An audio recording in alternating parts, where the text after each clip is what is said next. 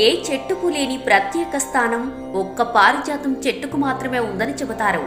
ఎందుకంటే పారిజాతం చెట్టును దేవతా వృక్షంగా భావిస్తారు.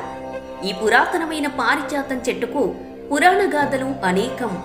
పురాణ కథనం ప్రకారం క్షీరసాగర మథనంలో పాల సముద్రం నుండి వచ్చిన వస్తువులలో పారిజాతం చెట్టు ఒకటి. సాధారణంగా క్రింద పడిన పువ్వులను మనం దేవుని పూజకు వినియోగించం.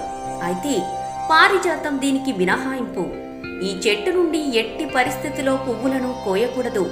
ఇవి రాత్రి సమయాల్లో వికసించి తెల్లవారేసరికి భూమిపై పడి ఉంటాయి.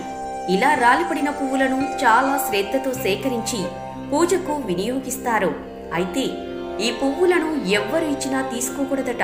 అలా తీసుకుంటే పువ్వులు ఇచ్చిన వారికే పుణ్యం దక్కుతుందని మన పెద్దల నమ్మకం. ఒక సందర్భంలో నారద మహర్షి పారిజాతం పువ్వులను శ్రీకృష్ణుని